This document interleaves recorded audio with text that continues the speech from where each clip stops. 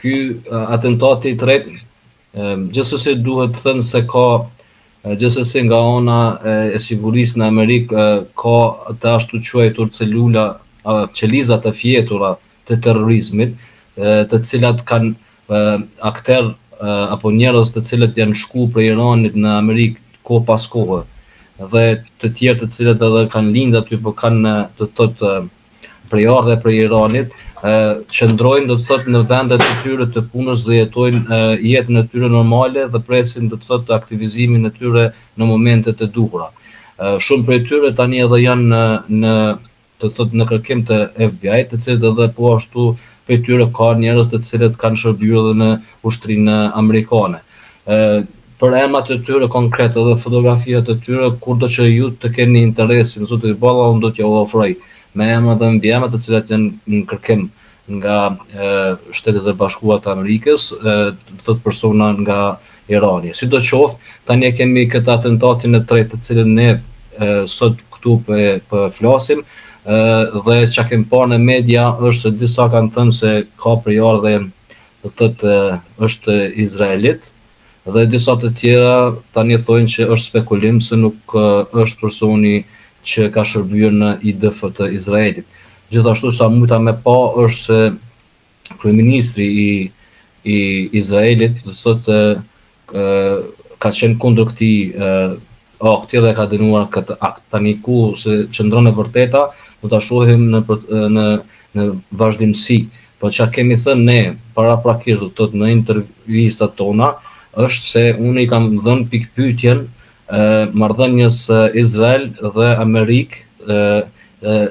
sa i përket se si duket nëpër media. Do të thotë mediat shumë herë e kanë portretizuar sikur të jenë një, apo sikur çfarë thot Izraeli bën Amerika, ndërsa unë e shoh ndryshe. Unë mendoj që janë dy aktorë të cilët funksionojnë sipas interesave të tyre. Dhe në momente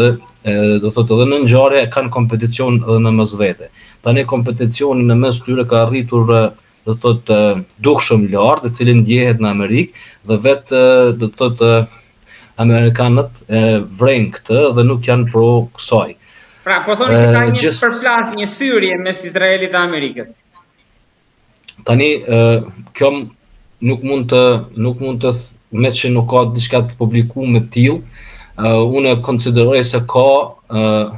një kompeticion në mes vete e cila është mendoj unë, ndoshta jam gabim, po unë mendoj që e kanë sekret administrativ në mes tyre, të cilët vazhdojnë do të thotë aktivitetin e tyre politik në sistemin ndërkombëtar, por që shpesh herë janë kundër njëra tjetrës pa u deklaruar apo pa tek njerëzit.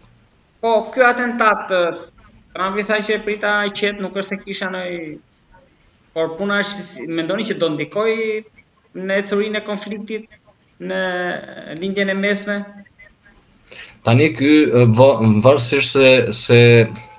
nëse personi, akteri i cili tentoi ta vras presidentin amerikan, gjinet të jetë me origjinë të Iranit dhe ka lidhje me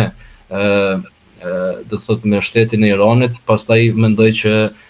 automatikisht do të thotë zhvillimet amerikane do të ndryshojnë karshi i Iranit dhe do të përkeqësohet gjendja. Nëse kjo vërtetohet se ka qenë, do të thotë ky person ka qenë izraelit, me shumë gjasa dyshoj që kjo do të faktohet edhe nëse do të jetë, gjë që unë them që nuk e di a është as është, por atëherë për sa i përket se ka ndryshime dhe ka kundërshtime nga shteti i Amerikës dhe Izraelit në shumë çështje, këtë e di, me ka thënë edhe vetë kryeministri i Izraelit,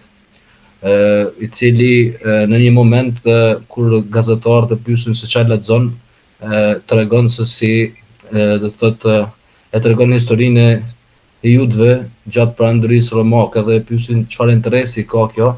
thotë atë luftë atëherë kemi humbur, duhet ta fitojmë tani. Dhe kjo do të thotë është një moment i cili tregon shumë zhvillime apo intensitetin e rritun të izraelitëve brenda Amerikës për një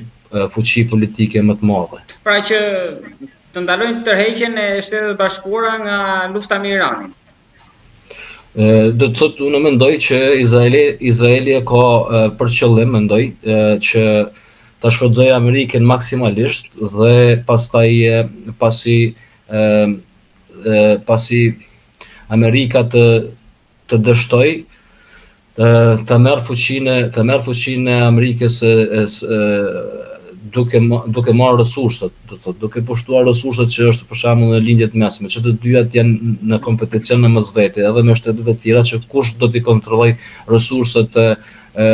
siç është gazi për shembull. Sepse sa i përket Amerikës pikë të fortë kishte sistemin internacional financiar, po të cilit pivihet pikpyetja dhe zhvillimi i shtetit në kohën që ne po jetojmë në këtë sistem ndërkombëtar varet varësisht prej resurseve. Dhe pikërisht për këtë arsye Amerika do të thotë po ashtu kishte motiv shtesë që të ndërhyjë në Venezuelë. Po ashtu ka motiv shtesë që të mbajë bazat e veta ushtarake në lindjet e mesme për shkak të resurseve, sepse sistemi ndërkombëtar financiar që udhëheqet nga teknologjia amerikane gjithnjë më shumë po i vihet pikpyetja edhe nga aleatat e vet, siç është Evropa shpeshherë dhe Izraelin kohën e fundit ka shfaqur, do të thotë, edhe pse jo deklarativisht apo formalisht, ka një, do të thotë, është diçka natyrale që ndodh në sistemin ndërkombëtar. Të kemi pa për shembull edhe me Rusinë, me invazionin në Ukrainë, do të thotë presidenti Putin do